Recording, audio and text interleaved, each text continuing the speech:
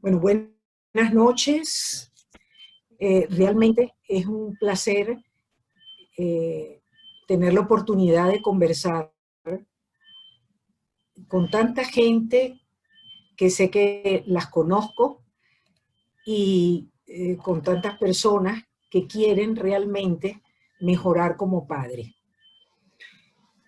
Yo no me veía en este papel, honestamente, pero bueno, gracias a Jorge, a Francisco, a María Cristina, a Patricia y a mis nietos, aquí estoy, a la orden de ustedes, para ir transmitiendo no los buenos modales en sí, porque eso los encuentran ustedes en cualquier libro.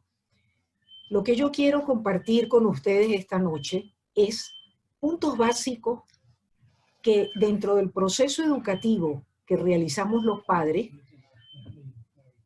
necesitamos tenerlos claros para que ese proceso educativo en los buenos modales tenga el éxito o el resultado que nosotros realmente esperamos.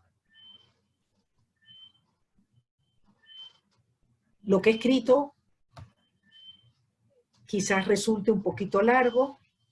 Vamos a ver de qué manera lo vamos a ir resumiendo.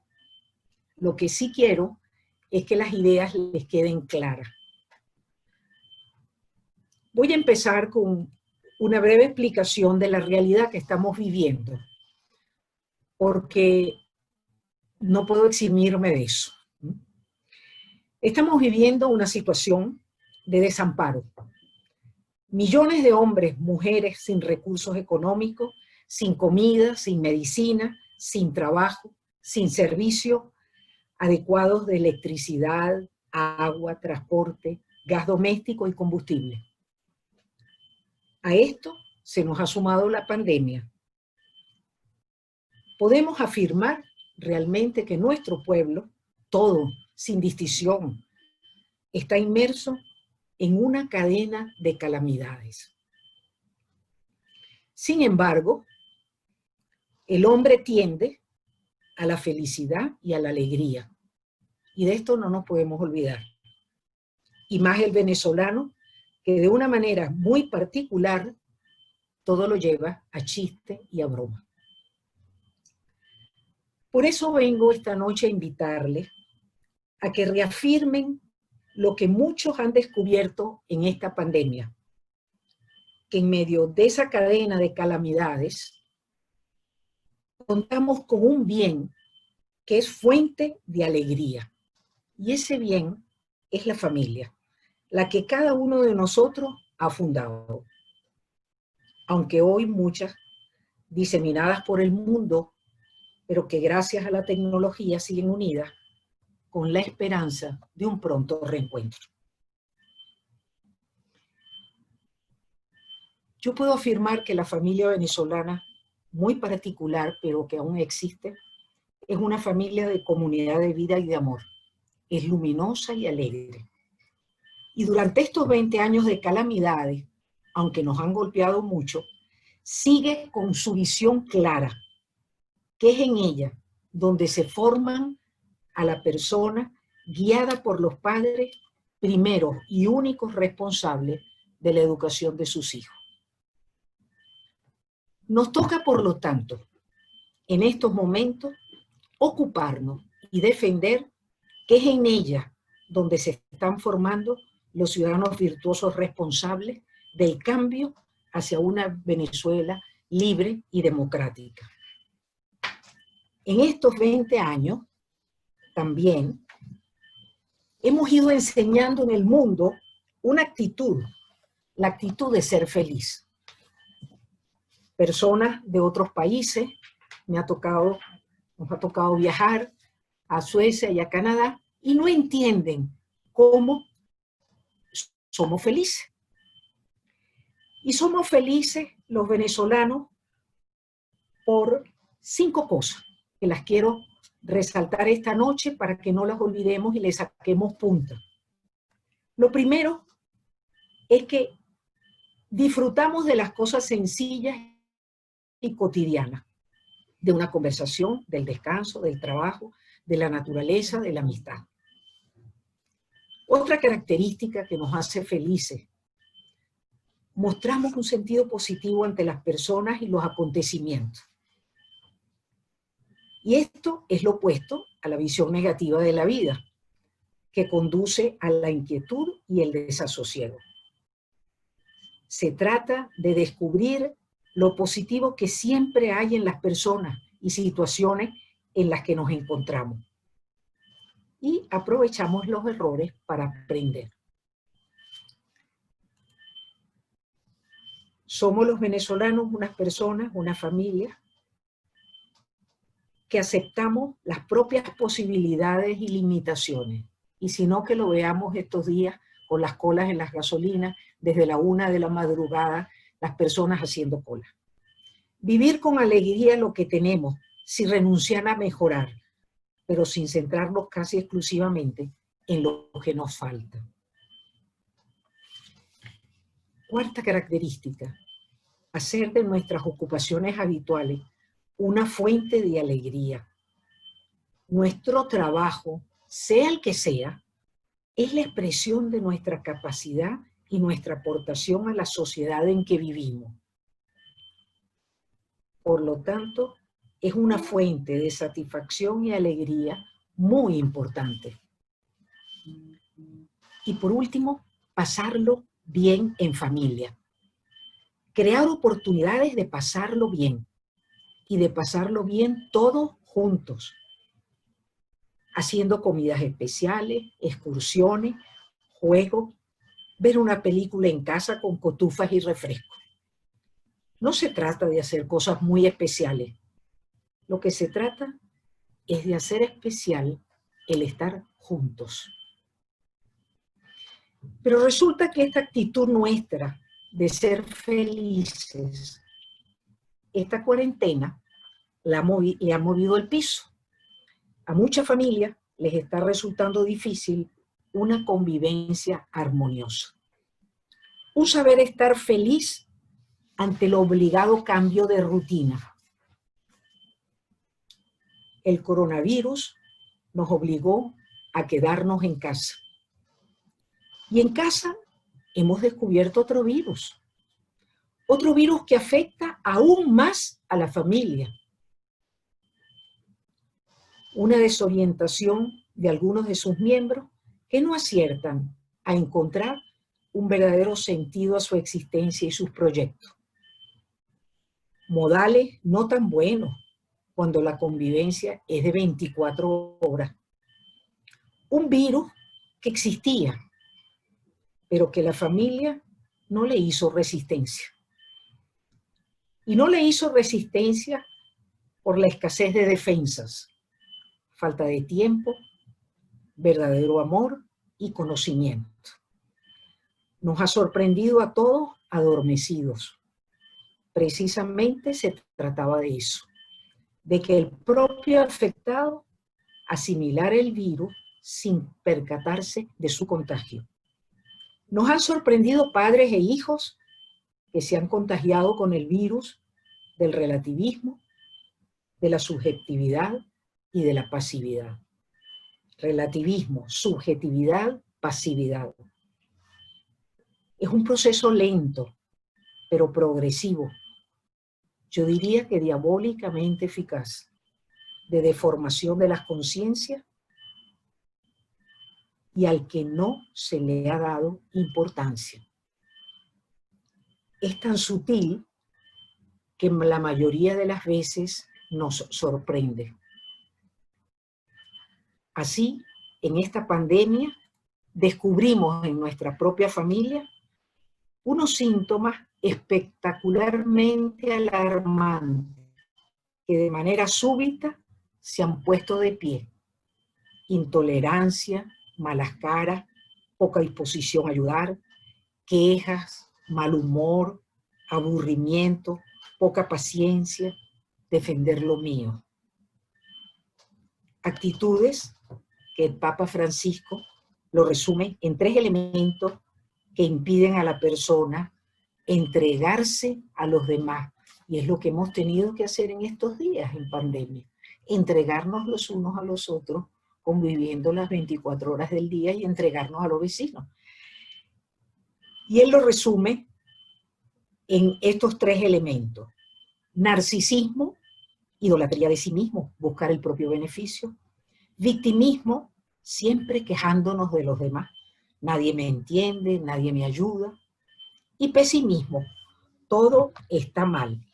La sociedad, la política, la iglesia, ve todo negro y nada volverá a ser como antes. Pero en esta situación, algo bueno estamos tomando, y es que estamos tomando el pulso a nuestra familia y al comportamiento de nuestros hijos. Les estamos enseñando a usar la computadora. Ahora las clases se están dando en casa. La TV y los videojuegos, que normalmente usaban de manera indiscriminada. Hemos podido acompañarlos y nos permiten filtrar lo que están viendo, compartirlo y comentar los programas, ayudándoles a desarrollar juicio crítico. Algo que no había pensado y que el otro día tuve oportunidad conversando con una mamá profesional que me decía, yo he trabajado desde que estoy estudiando en la universidad. Tuve mis 2 hijos y he seguido trabajando. Y ha descubierto esa madre profesional que trabaja también fuera de la casa, darse cuenta que la familia es una escuela en la que se desarrollan las competencias más necesarias para vivir y desempeñar una profesión. Paciencia, fortaleza, empatía, planificación de compras, intendencia, higiene, la capacidad de delegar, el trabajo en equipo. Antes de la cuarentena, podíamos afirmar que todos los días nos veíamos. Hoy, conviviendo las 24 horas, podemos afirmar que nos miramos. Y hay una diferencia, ustedes lo saben bien, entre ver y mirar. Ahora, el saber estar en casa es como tener un radar de vigilancia que sabe descubrir lo que se esconde detrás de aquel gesto y valora su significado, para ponernos sobre aviso de que algo por allá adentro se está resquebrajando. Se ha retomado durante esta cuarentena el cumplimiento de las normas familiares. No es que antes no se tuvieran, pero estaban un poco allí en stand-by algunas. Pues se ha tomado el cumplimiento de las normas familiares.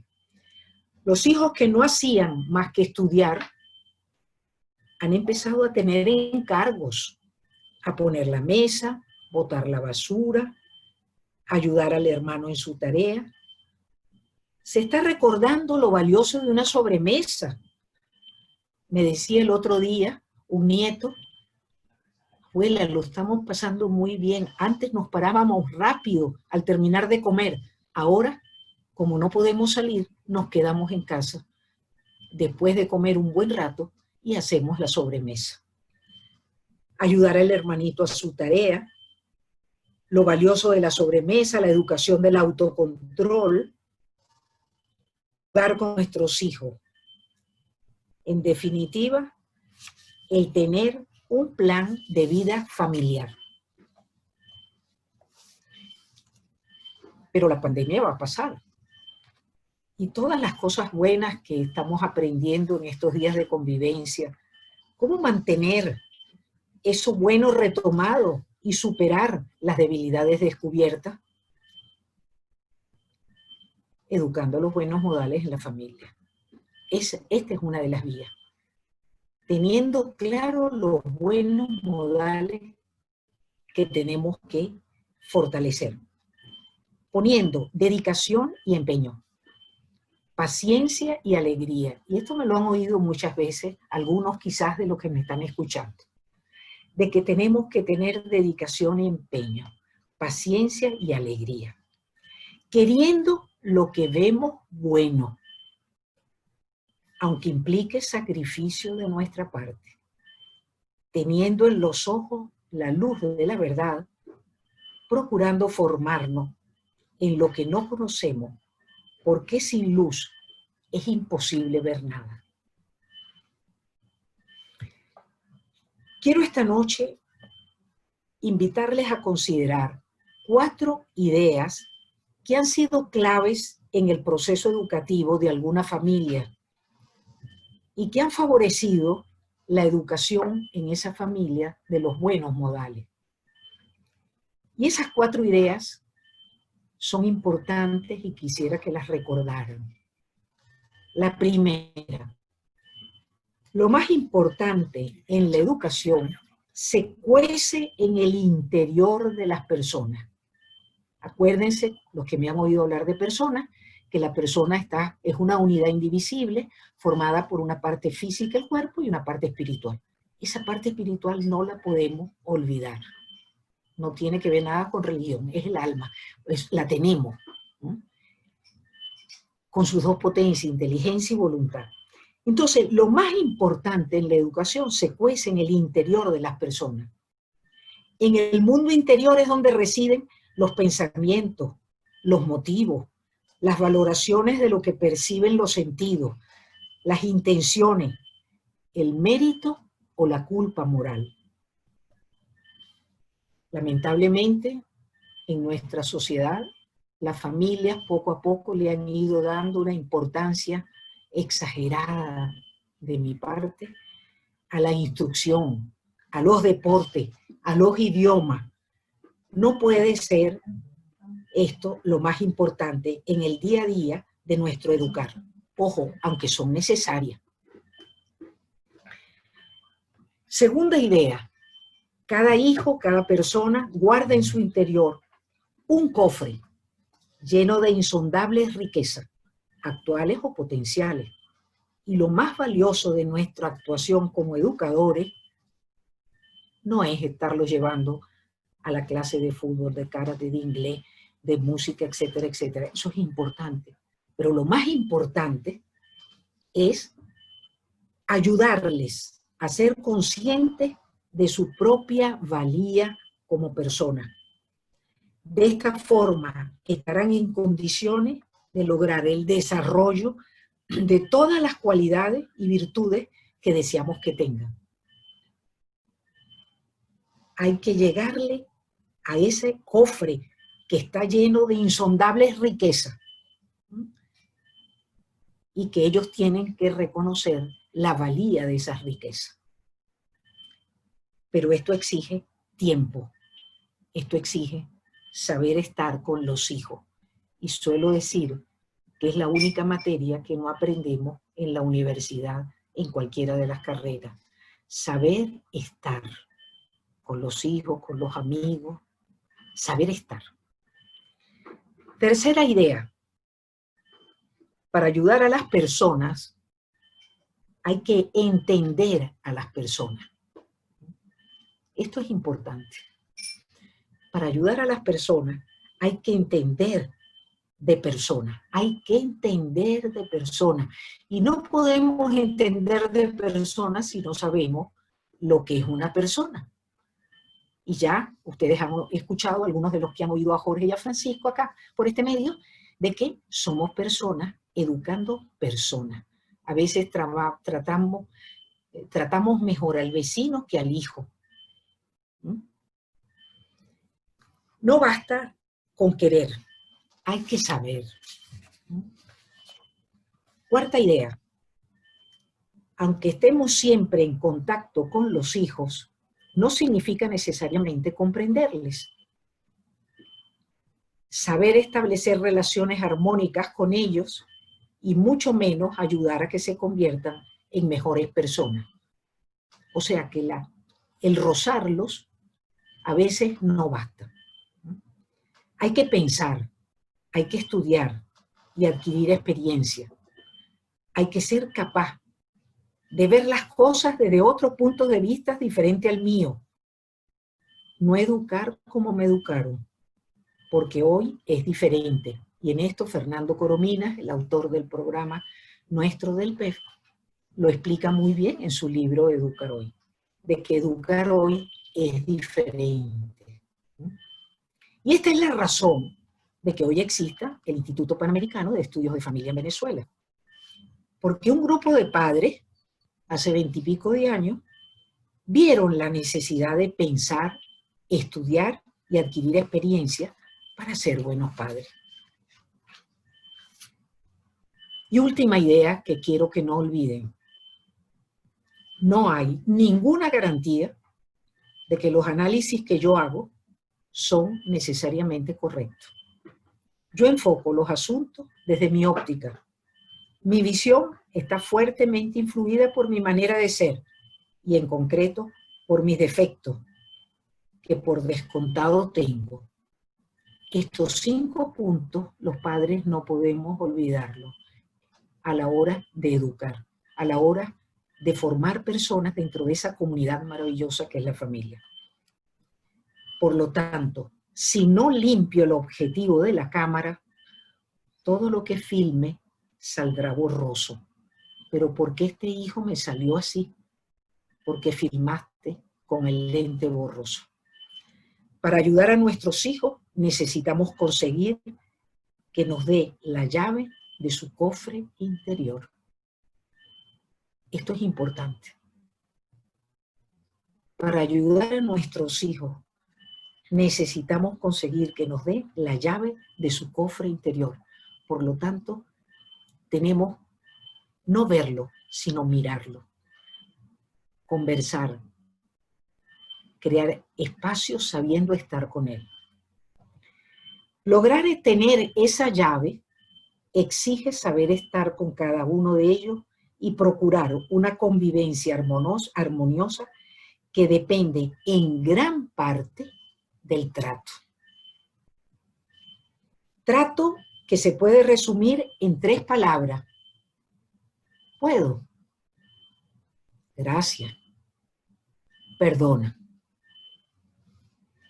El buen trato es la expresión de los buenos modales y el objetivo a mejorar durante esta pandemia. Y llegamos a la necesidad de definir qué son los buenos modales. ¿Qué son los buenos modales? Los buenos modales son hábitos que nos permiten tratar bien a los objetos, a los animales y las plantas, a las personas y a Dios. Tener buenos modales es, en cierto sentido, salir de mí para abrirme a los demás. Se ve muy fácil, y se lo explicaba el otro día a uno de mis nietos cuando supo que tenía que hablar sobre los buenos modales y era muy pequeño, con 5 años. Y entonces le dije, mira, si tú estás sentado conmigo y estamos tomando agua y tú ves que se me acabó el agua y está la jarra, un buen modal es que tú me digas, abuela, ¿quieres más agua? Tú sales de sí, para abrirse a los demás. Educar en el hábito de tratar bien tiene un orden que va de lo más fácil de conocer y aprender a tratarlo a lo más difícil. Va de los objetos a Dios. Que logren el hábito de ser cuidadoso con los objetos que tienen a su alcance, ropa, muebles, juguetes, matas, animales, les va desarrollando la capacidad de atención para captar detalles y podrán estar así en mejores condiciones para tratar bien a las personas que evidentemente son más difíciles de tratar. Por eso a los niños, desde que están pequeñitos, tenemos que irles enseñando a que no se rompen las matas, a que a los animales no se les da una patada, a que los juguetes hay que saber cuidarlos, etcétera, etcétera. Porque allí van aprendiendo al buen trato. Hemos repetido durante estas reuniones de Zoom que los padres somos líderes. Y como líderes de nuestra familia, como personas que guiamos a nuestros hijos, necesitamos desarrollar para la educación de esos buenos modales básicamente 3 actitudes. Pensar, estar motivados correctamente y educar como un proceso gradual de responsabilización creciente. Estas 3 actitudes son sumamente importantes, pero yo diría que el pensar es muy, muy importante, ¿no? Y esto hay que enseñárselo a los niños desde que están pequeños. No contestarles a todas las preguntas que hacen, sino hacerles pensar. Hacerles pensar. Esto es importantísimo. Vamos a hablar un poquito de la primera actitud, dedicar tiempo a pensar. Nuestro liderazgo hace que tengamos muy claro 3 cosas. Que el primer ámbito de socialización de un niño es su familia. Yo a veces escucho a algunos padres que dicen, cuando el niño tiene 2 años, lo voy a enviar al colegio para que aprenda a sociabilizar. Está totalmente equivocado. El niño aprende a sociabilizar en su familia, con su papá y su mamá, y con las personas que vivan en ella. Segundo, que aprende con nuestro ejemplo, con nuestros hechos y nuestras palabras. Y la tercera cosa que tenemos que tener muy claro es el correcto ejercicio de nuestra autoridad como un servicio al hijo que está aprendiendo a ser persona. Yo suelo decir esto en 3 frases. ¿Ah? Ejemplo, autoridad y paciencia. Son las 3 patas, y me lo han escuchado algunos, del taburete que el proceso educativo requiere. Ejemplo, autoridad y paciencia. Si falta una de ellas, el taburete se cae, lamentablemente. Estos 3 puntos nos exigen pensar, entonces, en otras cosas. ¿Cuáles son esas otras cosas que estos 3 puntos nos exigen pensar? Primero, en objetivos específicos a lograr a corto, mediano y largo plazo. Que nuestro objetivo esté perfectamente delimitado y definido. Que tengamos un proyecto educativo. Y de esto ya Jorge les ha conversado, los que lo han escuchado en sus alocuciones anteriores. Segundo, que nuestro guiar como líderes tiene que ser continuo y sistemático. Desearlo con intensidad. Hay una frase que se ha hecho ya común en la familia, porque suelo decir, vale cansarse, pero no quejarse, ni tirar la toalla. Esto lo tenemos que hacer con los hijos. Nuestra educación tiene que ser por objetivo y de manera sistemática y continua. Tercero, que nuestra comunicación debe ser asertiva y empática. Tenemos que mantener la concentración en el objetivo, cada vez con menos gritos, menos comparaciones y menos juicios de valor. Hay una anécdota de una señora que decidió no gritar y tenía los hijos ya en la universidad. Eran 2 hijos que estaban en la universidad y ella decidió que no iba a gritarles más. Y lo llamaron por teléfono a uno de ellos y ella fue hasta el cuarto, le tocó la puerta y le dijo, fulano, te están llamando por teléfono. Y el hijo dijo, wow, se está tomando en serio mamá esto que nos prometió que no iba a gritarnos. Bueno, cuando iban a comer, normalmente desde la cocina gritaba, ¡a comer! ¡Está servido! Y como se había propuesto a no hacerlo, decidió ir a donde estaba cada uno y decirlo, mi amor, ya la mesa está servida, vamos, vamos a comer. Y ellos estaban asombrados de que su mamá aprendió a no gritar.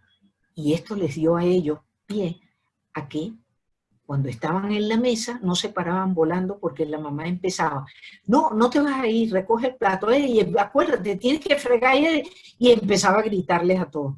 Y como ella se había propuesto no gritar, después de comer se quedaban tranquilos conversando y descubrieron el valor de la sobremesa. Esto es importante. Entonces, cada vez con menos gritos, menos comparaciones y menos juicios de valor. Cuarto punto. Ha de ser sin trauma. Tenemos que tener mucha paciencia y no caer desesperados en castigos no pensados o en la violencia física o verbal. Quinto, pensar que el hijo tiene el don de la libertad y nos toca irle enseñando desde que empieza a caminar, a tomar decisiones razonadas y que sean razonables. El niño tiene que aprender que no se tocan las cosas de la mesa, que en los enchufes no se meten alambre, desde que empieza a caminar, que empiece a tomar decisiones razonadas, que asuma responsablemente encargos en la vida familiar, que no nos dé miedo, que nos ayude a quitar la mesa después que tengamos una cena con algunos invitados. Si se rompe un plato de la vajilla, ¿qué vale más? ¿El plato o lo que el niño aprendió llevándolo de la mesa a la cocina? Esto es importante, pero a veces le damos más valor al plato. Y después que le hemos pedido que nos ayude, viene el gran regaño y el zaperoco. Entonces, hay que tener las ideas claras. ¿Por qué? Porque la educación de la libertad y la educación de la responsabilidad son las dos caras de una misma moneda que se llama madurez y alegría. Hay una anécdota que yo suelo contar de Víctor Frank, después de la Segunda Guerra Mundial, una vez que sale del campo de concentración, se va a los Estados Unidos a ser profesor en algunas universidades, y al tiempo le preguntan, doctor Frank, ¿cómo ve usted a la juventud norteamericana? Y Víctor contesta, pues miren, ustedes tienen en la costa este una estatua de la libertad. Yo creo que necesitamos poner entonces en la costa oeste una estatua de la responsabilidad, porque falta mucha responsabilidad en la juventud norteamericana. ¿Por qué? Porque libertad y responsabilidad son dos caras de una misma moneda. Pues que no le falte esa moneda a nuestros hijos. Ahorita no hay monedas en Venezuela, pero esa no les puede faltar. Que nos falta el bolívar, el medio, la puya, la locha, todo, eso no importa. Lo que no puede faltar es la moneda de la libertad y de la responsabilidad. Finalmente, conocer la edad y el temperamento de cada hijo. Cada uno es cada uno, para pensar en los modales que queremos educarle. Vamos a ver ahora un cuadro donde aparecen las 5 áreas de ejercicio de los buenos modales.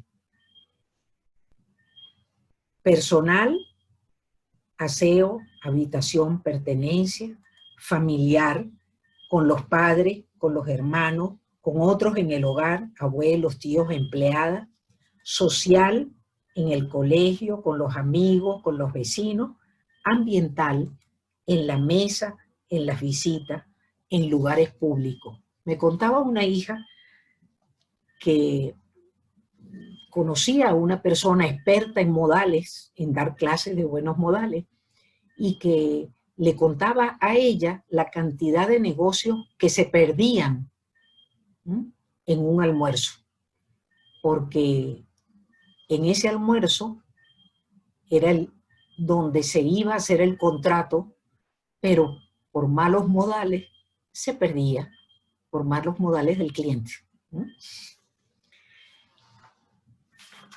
Les invito a trabajar este cuadro.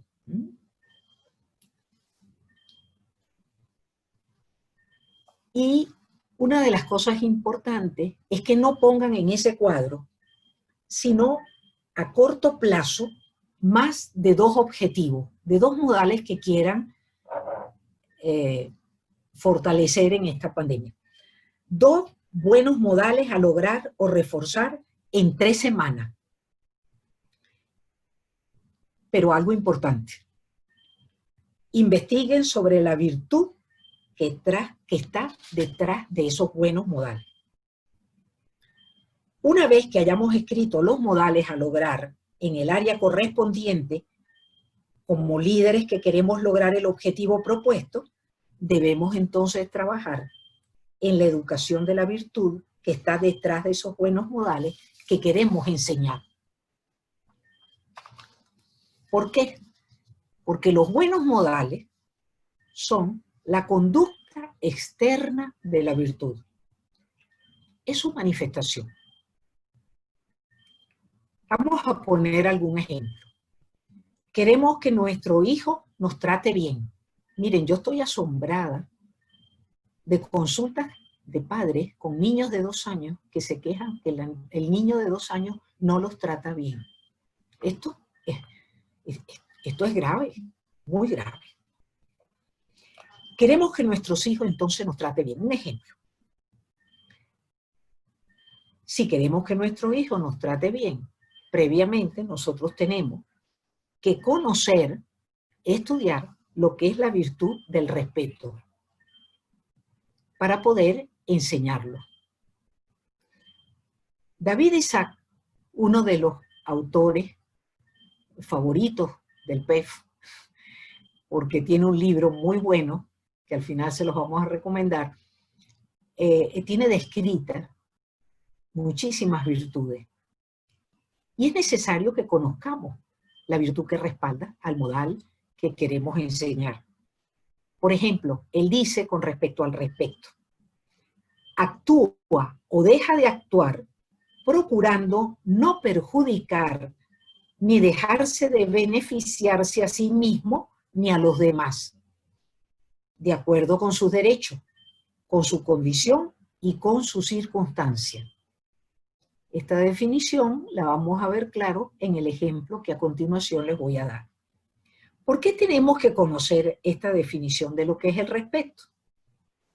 Porque puede ocurrir lo siguiente: que el de 5 años me diga con rabia: eres mala, esta comida está asquerosa. Cuando le exijo gritándole o apretándole la cara para que abra la boca y se la coma a juro. Esto no se hace. O que el adolescente que va a merendar con brownie, ahora en esta pandemia, la cantidad de familias que se han especializado en postres es enorme, ¿oyeron? Me mandan siempre unas fotos de unos postres riquísimos, que se ven riquísimos. O el adolescente que va a merendar con brownie y de mala manera le decimos que solo puede comerse uno, pero de mala manera, añadiéndole: nunca piensas en los demás. Luego de comerse 5, le dice a su mamá, riéndose: ¿creías que te iba a hacer caso? Estaban muy ricos para comerme uno solo. ¿Cómo conseguir entonces que nuestro hijo nos trate bien? Hay una sola fórmula: tratándole bien.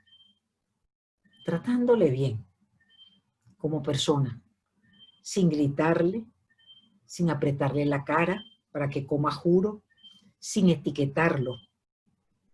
Nunca piensas en los demás, como le dijimos al hijo. Entonces, ¿hay que darle todo lo que pida? No, no hay que darle todo lo que pida. Tratarle bien consiste en respetar lo que es. Una persona que exige que se le ame. Una vez, dando una charla, una señora se puso brava conmigo porque yo dije que el gran problema es que muchos papás y mamás no sabemos amar a los hijos.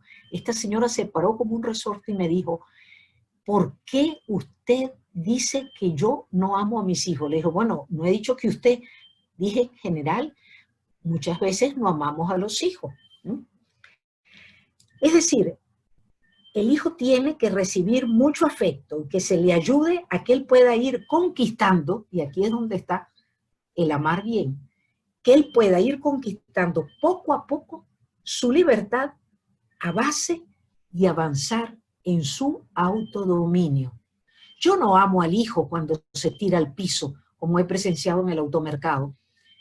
Niños de 4 años que le dan un carrito chiquito porque hay la posibilidad y el niño va con la mamá al automercado y va metiendo cosas y de repente la mamá se da cuenta que ha metido una cantidad de cosas que ella no va a comprar y le dice, ¡hey, no! Tienes que sacar todo eso. ¿Ah? Pero no le ha dicho qué es lo que tiene que meter al carro previamente. Y el niño se siente con un carro imitando lo que la madre hace. Y entonces el niño, cuando le sacan las cosas del carro, porque ni siquiera le dan chance que el niño las vuelva a poner en su sitio, sino que la misma mamá con violencia la saca del carrito, el niño se tira al piso llorando y la mamá, porque le da pena en el automercado aquella escena, le dice, no, párate, párate. Cuando salgamos yo te compro un helado de los que te gustan a ti. Bueno, esto es fatal, porque ese niño no está conquistando su libertad a base de su autodominio. Tenemos que enseñar a que nuestros hijos, y ya lo han escuchado también en otras reuniones a través de este medio, que nuestro hijo sea agente de su propia formación. Esto es muy, muy importante. Que vaya desarrollando su voluntad queriendo lo bueno. Eso es ser agente de su propia formación. Que tome conciencia de lo bueno y trate de lograrlo con esfuerzo. Hacer las cosas correctas por las razones correctas.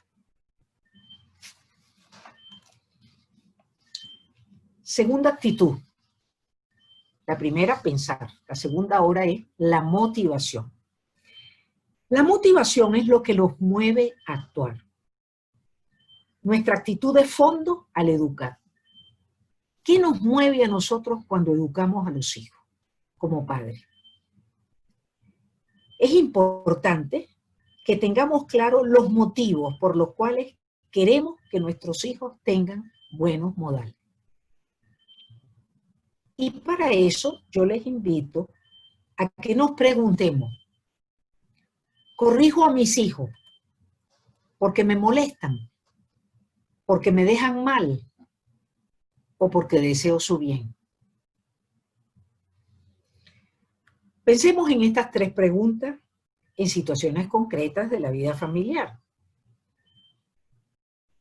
Cada una de ellas responde a un tipo diferente de motivación. ¿Corrijo a mis hijos porque me molestan? Motivación extrínseca entonces. ¿Corrijo a mis hijos porque me dejan mal? Lo que me motiva son motivos intrínsecos. ¿Corrijo a mis hijos porque deseo realmente su bien? Aquí tengo motivaciones realmente trascendentes.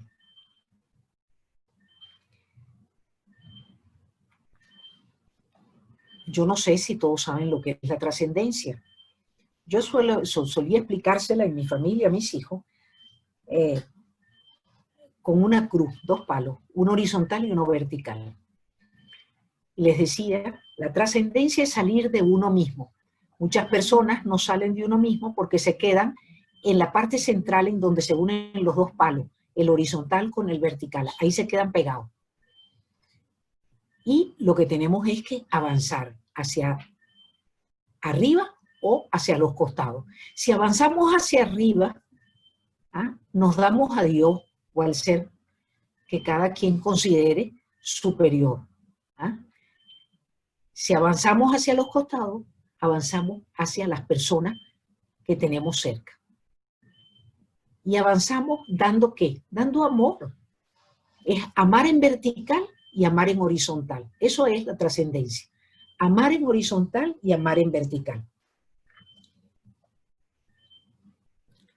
Entonces, si queremos educar bien al hijo, tenemos que conocer cuál de las 3 nos mueve a actuar y con qué frecuencia. A continuación, voy a compartir lo que Nuria Chinchilla, en su libro Dueños de Nuestro Destino, que se los recomiendo, es muy bueno, señala sobre los tipos de motivos en la relación con los hijos. Vamos a hablar rápidamente de esto, porque es un poquito largo, pero dice, relación basada en motivos extrínsecos.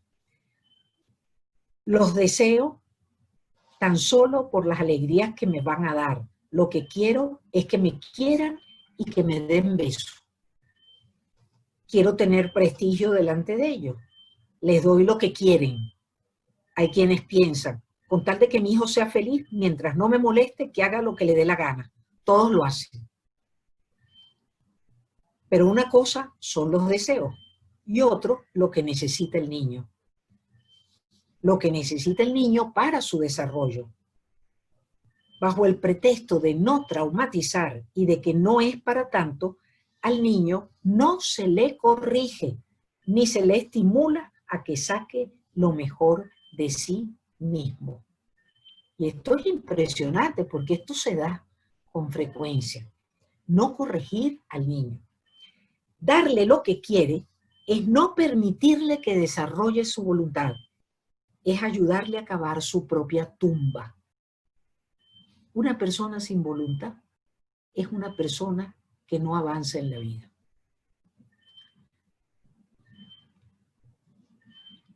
Otra característica es que busco que estén enganchados a mí y que me prefieran a mí en vez de a la madre o al padre separado que les da menos. Otras veces busco la paternidad de anuncio porque está de moda ser padre, pero sin asumir la responsabilidad del matrimonio. Eligen a ver quién va a ser el papá. Y tienen relaciones con esa persona, tienen un hijo, pero no quieren casarse. Tengo un hijo para que los demás vean que yo soy mamá, o salgo con mis hijos para que vean que soy padre, y por lo tanto respetable. Busco es el reconocimiento externo. ¿Cuál es el resultado de esta motivación extrínseca? Niños adictos al alcohol, los estupefacientes o el sexo en edades cada vez más tempranas, porque no le hemos enseñado a decir no, ni a posponer la satisfacción de sus deseos. Y eso es fundamental. Estas actuaciones suelen acabar derivando en el derecho al hijo, visto como un producto de consumo, una cosa en vez de una persona, al que utilizo y del que echo mano cuando me conviene y no quiero estar solo, o al que me saco de encima lo antes posible según mis apetencias para hacer viajes e irme a disfrutar de la vida. Esto conduce a un crecimiento desestructurado de los hijos con múltiples consecuencias. Se ve mucho en los matrimonios que por las razones que han tenido se separan o se divorcian, y algunos complacen demasiado, uno de los dos complace demasiado al hijo para que la pase bien con él. Y esto hace un daño tremendo. Por eso los padres tienen que estar de acuerdo en ese proyecto educativo, aunque estén divorciados, aunque estén separados, y mantener esos objetivos a lograr que se hayan establecido a corto, mediano o largo plazo. Por último tenemos, en segundo lugar, relación basada en motivos intrínsecos. Estos motivos llevan a querer a los hijos solo en la medida en que nos las pasamos bien con ellos. En este caso, seguimos queriendo al niño como si fuera un objeto. Si no disfrutamos, nos desentendemos de ellos porque no estamos dispuestos a escuchar sus problemas. El centro de todo seguimos siendo nosotros, porque los niños tienen que encajar en nuestros gustos y hobbies. Tenemos que saber que nuestro hijo es un quién, no un qué. es una persona que ha sido creada para que sea feliz. Conozco familias en donde los padres inducen al niño a una determinada profesión porque ellos la tienen esa misma profesión. Y el niño no quiere esa profesión. O que el niño quiere una profesión donde los padres la desvalorizan. Los que estudian educación, he escuchado padres que cuando el niño le dice que quiere estudiar educación, le dice, no, mi amor, ahí te vas a morir de hambre. No, eso no puede ser, no puedes estudiar educación. ¿Y cuántos educadores nos hacen falta en Venezuela? ¿Cuántos educadores? Yo creo que uno de los grandes beneficios que nos va a dejar esta pandemia es la revalorización del proceso educativo. Creo que los padres hemos aprendido al valor inmenso que tienen los docentes, ¿no? Cuando hemos asumido su papel y su rol a nivel familiar. El hijo no es una propiedad nuestra, no es alguien que deba ser dominado, ni ante quien nos tengamos que defender para que no nos domine. Es un ser radicalmente libre, aunque no independiente. Es fruto de nuestro amor. Y en esto yo insisto mucho, y los que me conocen saben que soy enamorada de la libertad. Y que pienso que sin libertad no hay educación, no hay buena educación.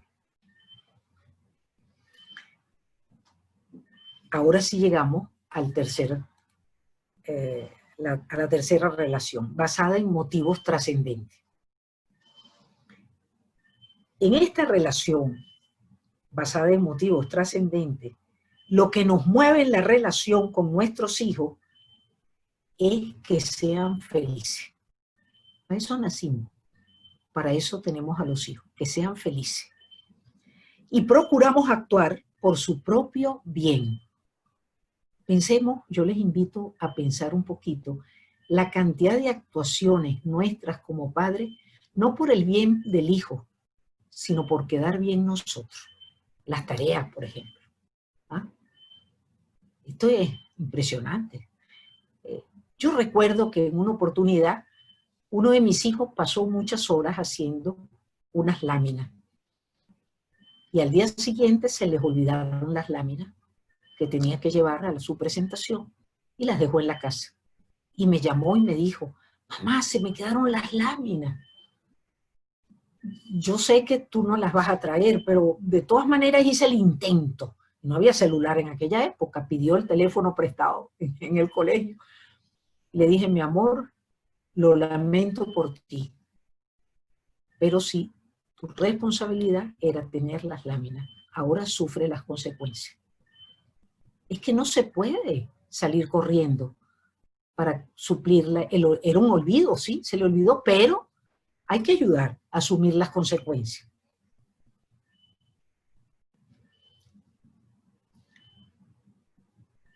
Les decía entonces que lo que nos mueve en la relación con nuestros hijos es que sean felices y procuramos actuar por su propio bien. Por eso no les damos todo lo que piden, ni somos padres solo para divertirnos. Sabemos que nuestro hijo es más débil, que depende de nosotros y que en muchas ocasiones tendremos que ir en contra de nuestra propia comodidad. Querer su bien puede incluso significar tener que reducir nuestras ambiciones profesionales.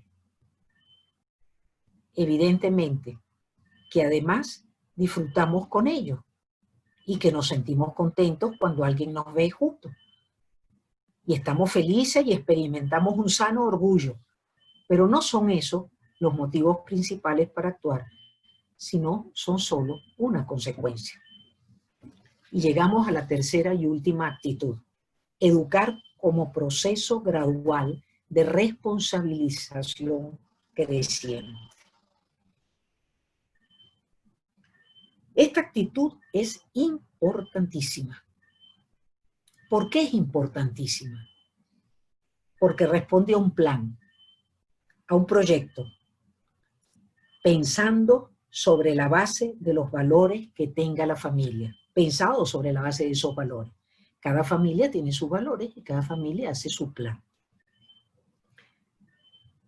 Ayuda, si existe un plan, a educar los buenos modales desde la base de la herencia, el temperamento, y aprovechando algo que en el IPEF le sacamos mucha punta, y que le decimos que es como un vademecum para los papás, y aprovechando los periodos sensitivos, que son esos lapsos de tiempo en que el hijo tiene una disposición natural a aprender algo. Pero aprender algo ¿a partir de qué? A partir de la libertad. ¿Por qué? Porque tenemos que lograr que el hijo quiera lo que nosotros le estamos vendiendo. No puede hacer lo que le estamos diciendo impuesto.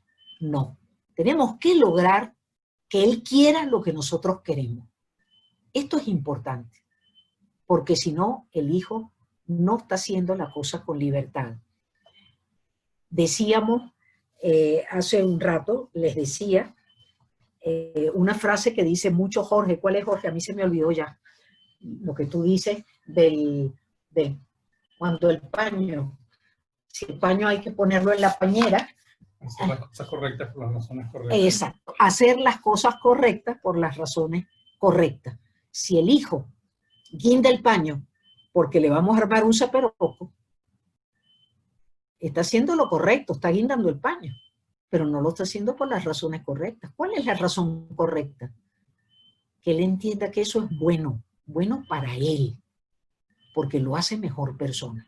Esto es importante, y eso es lo que tenemos que lograr.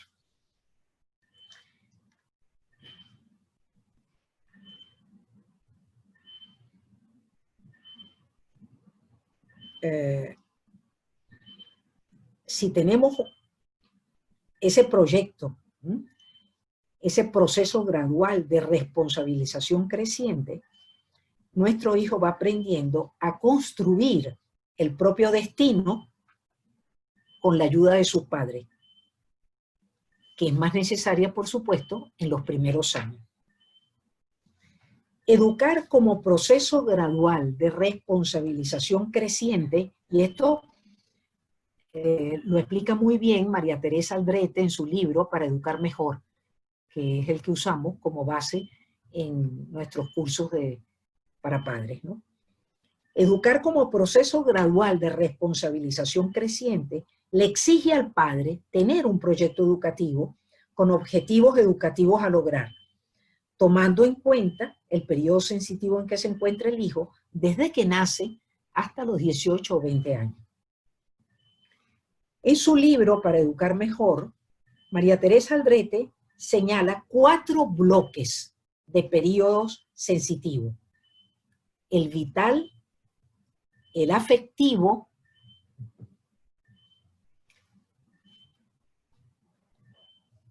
el operativo e intelectivo. A cada bloque le asigna un objetivo educativo a lograr. En el periodo sensitivo vital, que es de 0 a 6 años, hay que enseñar a autocontrolarse, hay que enseñar a los niños a autocontrolarse. Esos adultos que llegan ya a ser papá y mamá y pegan gritos, pierden el control. Bueno, pues no lo aprendieron entre 0 y 6 años. Entonces hay que enseñar en ese periodo vital el autocontrol. En el periodo sensitivo afectivo, que es desde los 6 a los 11 años, hay que enseñar a querer, a amar. En el periodo sensitivo operativo, de 11 a 12 años, hay que enseñar a servir. Y en el periodo sensitivo intelectivo, que es de los 12 a los 18 años, hay que enseñar a pensar. Esto no quiere decir que antes no se enseña a pensar. Hay que enseñar a pensar desde que empieza a caminar. ¿Ah? Pero es el periodo donde la disposición natural a desarrollar el pensamiento de una manera sistemática. Estos objetivos bien concretos y definidos son como la brújula del navegante. Yo acostumbro pensar que los padres, al educar, montarnos en una barca, lo cogí de Séneca, pone la imagen, no es mía, es de Séneca, la imagen de subidos en una barca, ¿ah? Tenemos que saber el puerto hacia el cual dirigir esa barca. Entonces, estos objetivos bien definidos, ¿ah?, son como la brújula del navegante. Esta brújula le permite al hijo estructurar su personalidad, organizarla mediante un proceso gradual de responsabilización creciente, en el que cada periodo es la base para el siguiente, y es la lámina que están viendo ustedes. De 0 a 6 años hay que autocontrolarse, es el periodo vital. De 6 a 11 hay que enseñar a amar. Por eso los niños, y lo explicaba Francisco el otro día, los niños hacen su primera comunión, los que son cristianos, católicos, a los 9 años. ¿Por qué? Porque están en el periodo de amar. Es el periodo en que se aprende a amar a Dios. Hay que enseñarle a amar bien a los padres, a los abuelos, a los tíos, a los primos, a las personas que trabajan en casa. Hay que enseñar a amar.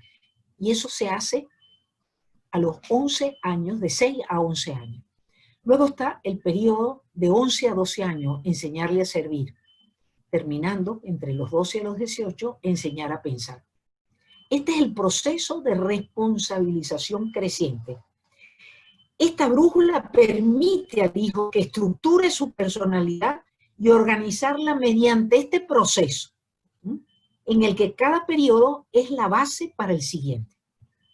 En conclusión, mediante este proceso, el hijo va aprendiendo que los buenos modales tienen valor y mucho. Significan aprecio de los demás, cuidado de las cosas y manifestación de la propia dignidad personal. Aprende desde pequeño que lo mejor es tener buen corazón, buenas ideas y rectitud de intención, y al mismo tiempo buena presencia y ser cuidadoso con las personas y con las cosas. El hijo, algo muy importante, va asumiendo el protagonismo de su vida gracias a una voluntad educada y al correcto ejercicio de su libertad, de la cual durante algún tiempo los padres son sus tutores. Lamentablemente, son muchos los padres que hoy en día le brindan al hijo muchas ayudas innecesarias, impidiéndole que asuma el protagonismo de su vida para alcanzar la felicidad. Vamos a resumir, porque ya los he fastidiado bastante, esto ha estado muy largo. Vamos a resumir en 5 puntos. Los padres debemos procurar entonces, en el día a día, poner unos límites, referido a la autoridad. Es la alarma antes de tomar una decisión. Eso lo tiene que saber el hijo. La alarma antes de tomar una decisión. Algunos me han escuchado el ejemplo de que uno de mis hijos tenía la responsabilidad de llegar a la casa antes de las 1:30. Y le gustaba mucho jugar dominó. Si llegaban después de la 1:30, perdían un privilegio. ¿Cuál era el privilegio? Utilizar el carro de la familia que utilizaban, se lo turnaban entre todos los que estaban estudiando en la universidad. En ese momento se lo turnaban de acuerdo a las necesidades de ellos, hacían un cronograma. Y entonces, en una oportunidad me llamó por teléfono: mamá, estoy ganando, no voy a llegar a la 1:30, para que sepa. Le dije: magnífico, mi amor, termina de ganar. Y ya. Cuando él llegó, no hubo lío de que llegaste más tarde, no. Él asumía cuál era la consecuencia de llegar después de la 1:30, que él se tachaba del uso del carro el día que le correspondía.